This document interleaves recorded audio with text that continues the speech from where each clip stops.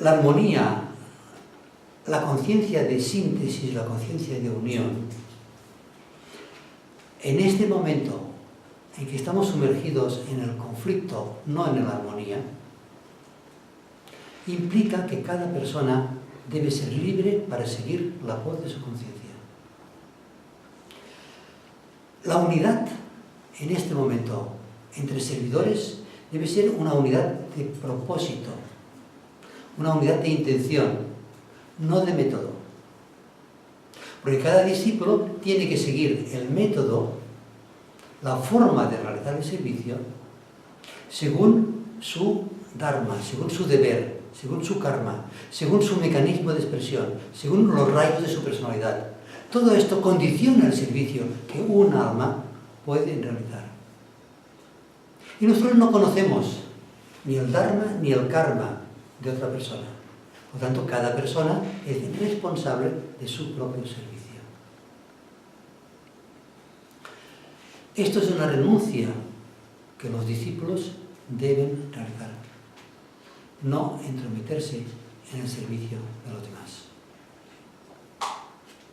Esta renuncia a entrometerse forma parte de la ley del sacrificio de la que hoy estamos hablando. Estas pinceladas sobre la ley del sacrificio debemos reflexionar sobre ellas y ajustar nuestra vida, nuestra actitud en un sentido de muerte para resucitar. Es el hombre viejo que tiene que morir para nacer el hombre nuevo. Es un nuevo tipo de conciencia. Esta muerte del hombre viejo está regida por la ley del sacrificio. Es la conciencia de la personalidad que debe morir para que la conciencia crística, el ser interno, nazca en nuestro corazón. Casi me gustaría dejarlo aquí. Y si tenéis preguntas, ¿cómo vamos de hora, por favor?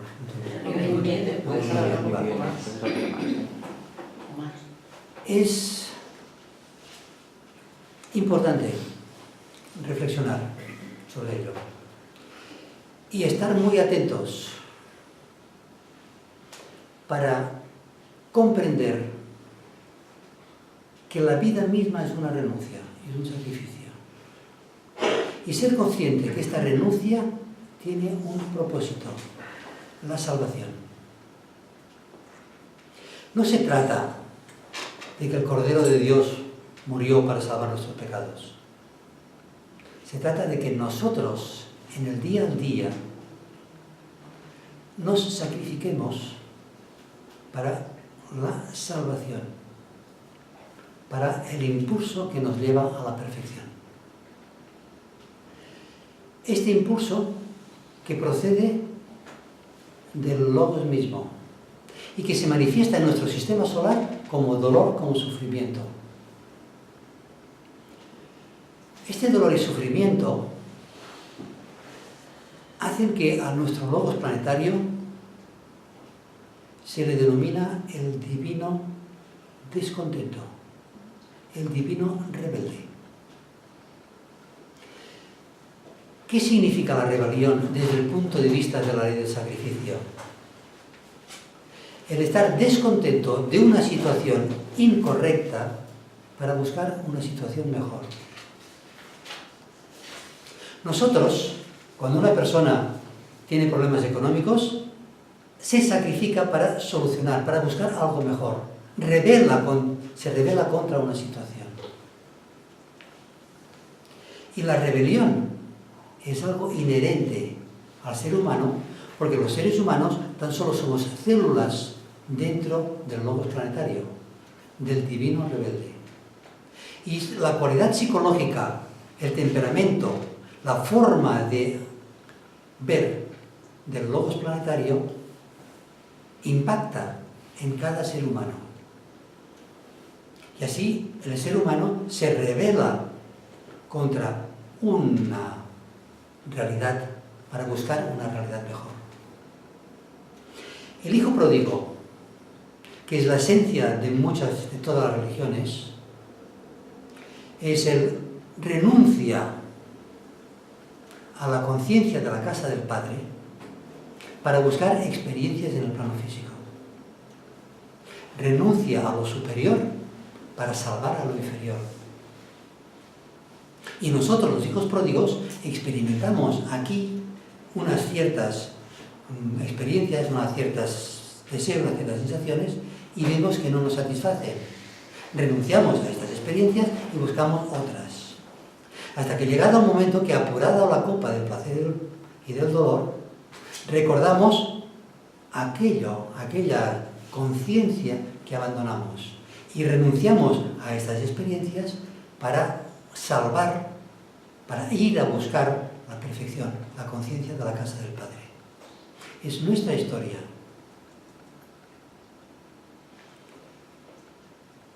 Simbólicamente, cuando el hijo pródigo abandonó la casa del Padre, murió para nacer a otro tipo de conciencia. Cuando el discípulo, el ser humano, se convierte y se levanta y dice, iré a la casa del Padre, está regido por la muerte, por el sacrificio de un tipo de conciencia para buscar otro tipo de conciencia. Todo el proceso de la encarnación, de la inmersión del hijo pródigo en la materia, es un sacrificio que tiene un objetivo, la redención de la materia. No es el pecado original. Porque si el hijo pródigo, cuando se fue de la casa del Padre, fue por desobediencia al Padre, cuando volviera, no le premiaría, lo castigaría. En cambio lo premia. ¿Por qué? Porque ha llevado, a través de su sacrificio, ha llevado a la redención, a la salvación de todas las vidas menores que él ha estado utilizando en su camino, en la materia. No sé si me explico. Es que hay muchas preguntas de las interpretaciones que dan que no tienen respuesta si no comprendemos el qué somos nosotros. Cuando nosotros los seres humanos, a medida que nos entramos en el sendero, en el discipulado, y comprendemos que la personalidad no somos nosotros, que es unos vehículos compuestos de vidas menores que nosotros tenemos que redimir, nosotros hemos de purificar, hemos de redirigir. El sacrificio del Logos se define con aquellas palabras: compenetro el entero universo con una fracción de mí mismo y no obstante yo permanezco. Nosotros hacemos lo mismo. El yo, el alma, compenetra la personalidad. Y así hay otra frase muy bonita que dice, ¿cómo dice exactamente? A ver, compenetro el pequeño mundo del yo manifestado con una fracción de mí mismo y permanezco más grande y más amplio e influyo en mi vida diaria. Yo, el yo manifestado por el poder mágico de mi naturaleza, revitalizo, redimo y reabsorbo aquella pequeña fracción que mora en el cuerpo. Esta pequeña fracción que mora en el cuerpo es nuestro yo. El poder, el yo que se manifiesta, que compenetra el pequeño mundo, es el alma. El alma, cuando encarna, emite el triple aum, el triple sonido. Los devas constructores construyen la personalidad. Y una pequeña fracción del alma, del yo superior, el yo que tenemos cada uno de nosotros, se queda aprisionado dentro de la personalidad. Y desde dentro, utilizando esta personalidad, redime a la personalidad. Es decir, las vidas menores, los ángeles lunares que forman esta personalidad, y en su camino hacia la evolución, redirige estas vidas en el arco involutivo hacia el arco evolutivo. Este ángel solar que se sumerge dentro del plano causal, se encierra dentro del cuerpo causal, es el Prometeo, que por robar el fuego de los dioses, es decir, el yo, el principio mental, que nos da a nosotros, porque nosotros somos un yo, es encadenado dentro del cuerpo causal, es nuestra alma. Bueno, esto supongo que lo sabéis todas, ¿no? Y lo sabéis todas ya. Esto lo estamos repitiendo continuamente, pero va bien recordarlo. Va bien recordarlo. Ya lo entendéis todo, ¿no? Sí. Está clarísimo, ¿no? Sí. Estos seres menores o ángeles lunares vendrían a ser elementales que forman nuestros cuerpos inferiores. Sí. Sí. Sí, los ángeles lunares, una célula de nuestro cuerpo es un ángel lunar. Un átomo es un ángel lunar. La materia está construida por ángeles lunares. ¿Y el tema elementales cómo lo encajamos aquí? Hay dos clases de elementales. Los que están en el arco involutivo y los que están en el arco evolutivo. El agua, por ejemplo, es un ser vivo. Es esencia elemental. Son las ondinas. Las ondinas son entidades, son vidas menores que se manifiestan a través de las moléculas de agua. El reino mineral, hablando de sacrificio, por ejemplo, hemos hablado de que el quinto reino de la naturaleza, los ángeles solares, se sacrifican para que dar la vida a aquellas vidas que pertenecen al tercer reino para pasar al cuarto reino, los seres humanos. ¿Me explico? Es el sacrificio de un reino por el otro. El reino mineral se sacrifica, da su vida, por ejemplo el agua, da su vida al reino vegetal para que el reino vegetal pueda vivir. El reino vegetal da su vida, se sacrifica para que el reino animal pueda vivir, para que el reino humano pueda vivir. Es el sacrificio entre reinos. Nosotros, del reino humano, emitimos energía procedente del quinto reino que debería alimentar energéticamente a los reinos subhumanos. Pero nosotros no cumplimos la voluntad de nuestro ser interno. Este sacrificio hacia los reinos inferiores no lo realizamos. Por eso los ecologistas se quejan. Porque el reino vegetal está enfermo por culpa nuestra. Por culpa, no me gusta la palabra culpa, por responsabilidad nuestra. Porque la culpa implica una intención deliberada. Y es simplemente nuestra ignorancia, nuestro sentido de responsabilidad con relación a los reinos humanos, para que la energía procedente de los reinos superhumanos pueda llegar a los reinos subhumanos. La energía de la vida, la triple evolución. Hay la evolución de la forma. La parte física de la evolución de la forma es la que descubrió Darwin. Lo que Darwin no descubrió es que detrás de la evolución de la forma, de la evolución de las especies, hay el impulso divino, el propósito divino, el logos que se sacrifica para que todas las especies evolucionen. No solamente a nivel de forma, que es lo que descubrió Darwin, sino a nivel de conciencia.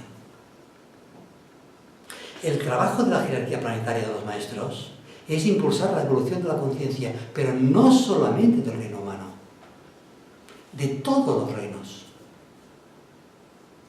Porque el impulso evolutivo, el sacrificio cósmico del globo solar, impulsa la evolución de todas las unidades de vida que están evolucionando dentro del sistema solar, incluyendo una molécula de agua, incluyendo un átomo.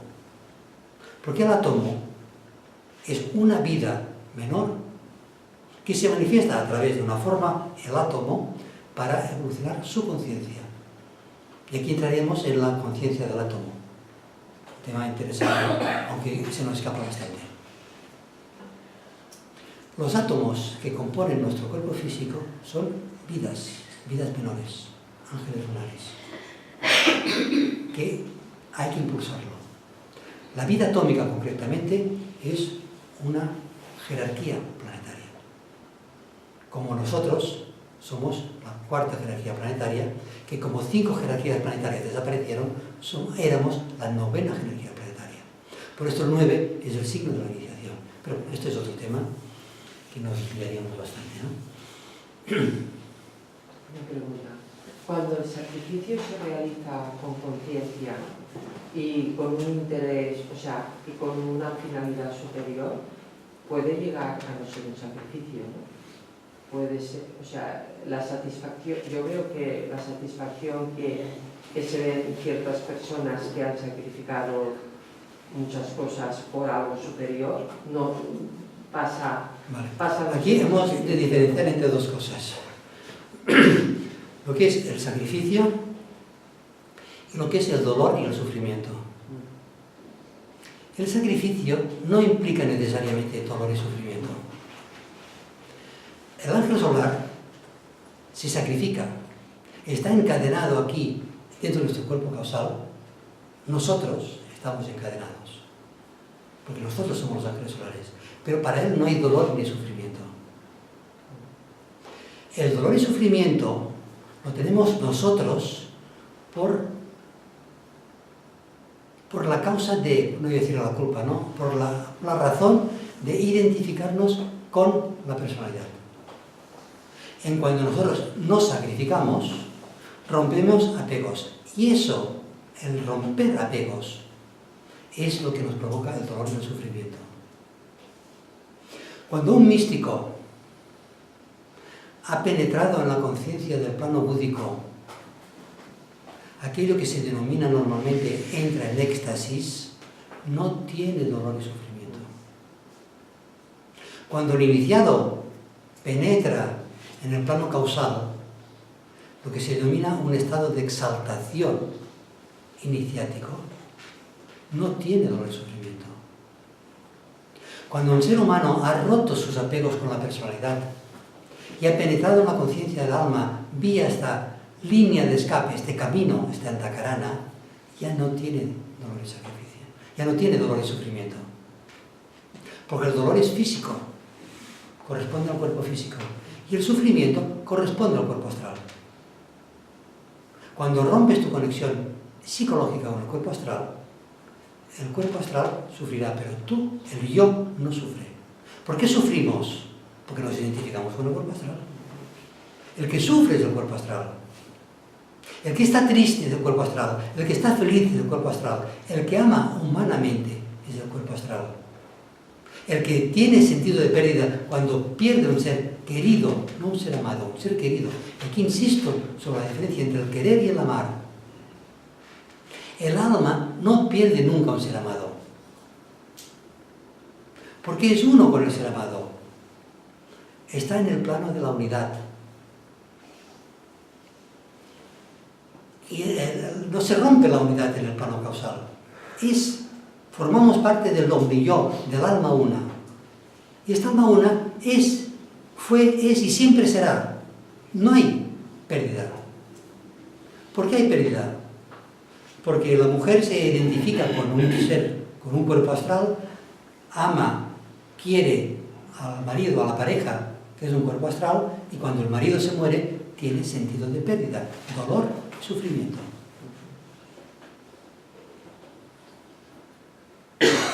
Estamos aquí, estamos identificados con la personalidad, por tanto estamos inmersos en la parte dolor y sufrimiento, que es la contraparte inferior de la ley del sacrificio. El alma no tiene sentido de pérdida. Dios no sufre. Somos divinos. No existe sufrimiento.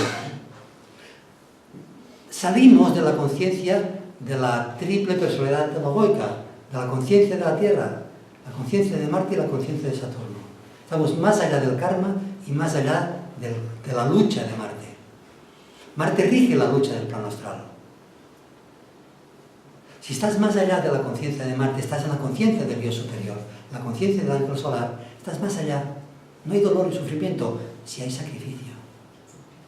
Cuando el Logos inició su proceso de manifestación, se sacrificó para que todas las vidas menores fueran elevadas al final de los tiempos, elevadas a la conciencia divina.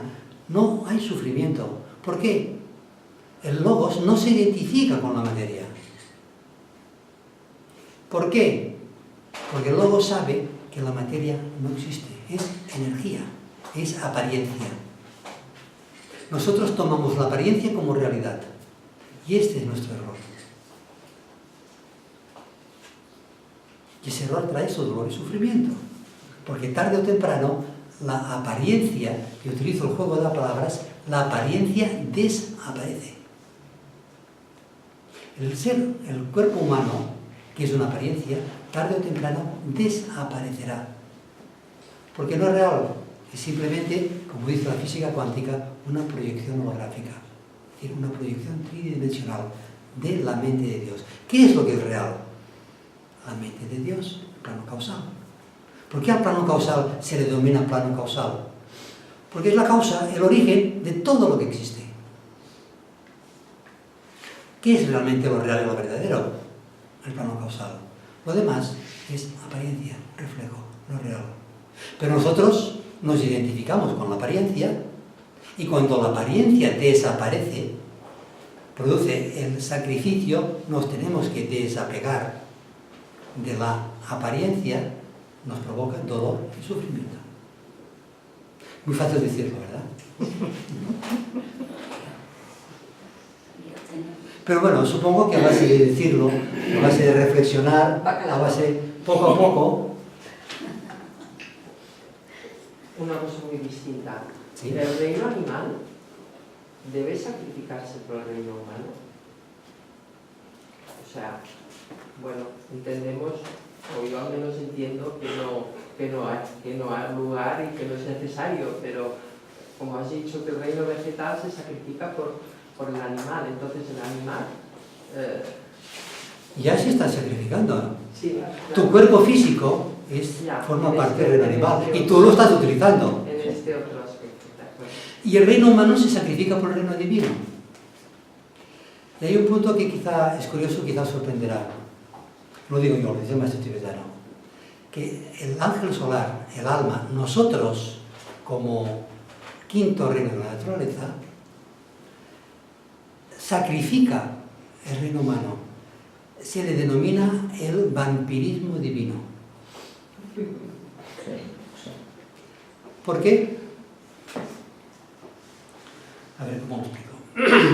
¿Metéis en cada aprieto? ¿Por qué encarna? El ángel solar lanza una pequeña fracción de sí mismo y lo sumerge en los tres planos de la materia. Porque el ser humano evoluciona en los tres planos de la materia. El ángel solar evoluciona en 5 planos. Y un iniciado evoluciona en 7 planos. Nosotros evolucionamos en 3 planos. El ángel solar en 5. ¿Por qué lo hace? Porque está construyendo el templo de Salomón. Aquel templo que está en la Nueva Jerusalén. Y aquí hay las personas que piensan que el templo de Salomón es un edificio de piedras que hay en una ciudad que se llama Jerusalén, la ciudad santa. Y eso no tiene nada que ver, ¿vale?, con la realidad. ¿Qué es el templo de Salomón? Que el ángel solar, que nosotros estamos construyendo ladrillo a ladrillo, el cuerpo causal. ¿Qué es el ladrillo que nosotros, que el ángel solar, el ser interno, vampiriza del reino humano? La energía del amor, la energía de la luz. Cuando un alma se individualiza, el ángel solar construye el cuerpo causal casi sin luz, totalmente transparente. Porque el cuerpo causal es el que fija la evolución de un ser humano. Aquí es donde ya tenemos que hablar la evolución desde el punto de vista del cuerpo causal. Y encarnación tras encarnación, a medida que el yo inferior, aquella fracción del yo superior, es capaz de extraer de los tres mundos de la evolución humana la energía de la luz, la energía del amor, esta energía la incorpora en el cuerpo causal, construye el cuerpo del Salomón. ¿Qué significa la Nueva Jerusalén? La jerarquía planetaria. No es una ciudad en Palestina, es la jerarquía planetaria. El reino de los cielos, en otra palabra. Cuando un ser humano no ha conseguido generar en una encarnación determinada energía de amor, energía de luz, desde el punto de vista del alma, aquella encarnación es inútil. ¿Qué nos dice el maestro? Cuando un ser humano no es libre, no tiene la capacidad de discriminación entre el bien y el mal, no puede generar la energía del amor, porque la energía del amor solamente se puede generar o crear mediante la libertad. Si un alma, un ser humano no es libre, no es capaz de amar ni de odiar, es inútil desde el punto de vista del alma. Generará un karma. Este karma queda acumulado en los átomos permanentes, pero los átomos permanentes quedan en la base del cuerpo causal, cuando hemos finalizado la triple encarnación. Recordad que la muerte es triple. A medida que nosotros retiramos los tres átomos permanentes de los tres cuerpos, las experiencias quedan en los átomos permanentes. ¿Qué es lo que destila, lo que utiliza el alma de un átomo permanente hacia el cuerpo causal? La energía de la luz, la energía del amor. Y es eso lo que impulsa la evolución nuestra como almas. Construye el cuerpo causal. Cuando este cuerpo causal irradia con plena luz, con plena energía, la fuerza, la energía de la materia, la fuerza de la materia se fusiona con la energía de la mente y se fusiona con la energía de la mónada y crea una explosión tan grande de energía que el cuerpo causal se destruye. Es la destrucción del templo del Salomón. Aquello que hablan las escrituras, pero hablando desde el punto de vista del saber antiguo, esotéricamente. Aquellas cadenas que retenían al ángel solar, que nos retenían a nosotros como los nirvanas procedentes del Cristo cósmico del corazón del sol, nos liberamos y retornamos al corazón del sol. ¿Cuál es el fruto de la evolución? La mónada, la vida, es capaz de establecer contacto con todos los planos de la manifestación. El ser humano se ha liberado. Es algo complicadillo, ¿no? Es la quinta iniciación, la resurrección. Un hijo de Dios es capaz de construir el cuerpo físico por el poder de la voluntad, por el poder del sonido, cosa que nosotros no podemos. Y lo hace la mónada, la energía de la vida. Es la resurrección. Os habéis quedado muy sorprendidos, ¿no? Pues la ley del sacrificio también, todo hay que irlo construyendo para ir abandonándolo. O sea que Es la vida. es la ley del sacrificio. Es la ley del sacrificio. Es la que rige, la que impulsa la evolución. Lo impulsa todo. Porque todo es divino, todo está regido por la ley del sacrificio. Si nos quedamos solamente con esa idea, Fíjate que no nos lo venden así, ¿eh? No nos lo suelen vender así. Somos inmigrantes. entonces, claro, bueno, yo os amo a vosotros y a vosotras porque tenéis mente abierta y podemos ver las cosas de un punto de vista bastante distinto. La gente pisciana está sometida, inmersa, sumergida dentro del espejismo del plano astral. Para un ser humano religioso hay el cuerpo físico y el alma, que es el cuerpo astral. Y nosotros debemos de portarnos bien para salvar el alma. Y aquí se acabó. Y está bien, no pasa nada, no pasa nada. Forma parte del proceso evolutivo. Si todas las personas fueran buenas personas, yo firmaría, pero de largo. Pero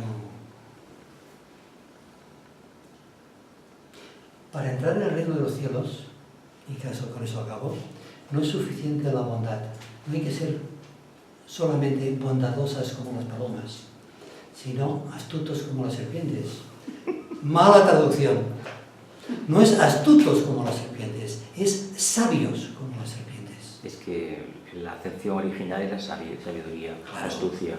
Ahora se entiende como triquiñuela y gente falsa. La astucia, una persona astuta que va a la suya, no es bondadosa.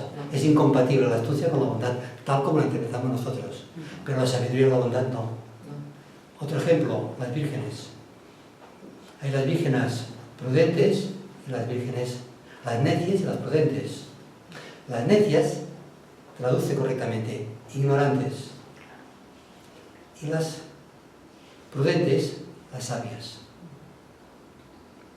Todas son vírgenes, es decir, todas son bondadosas.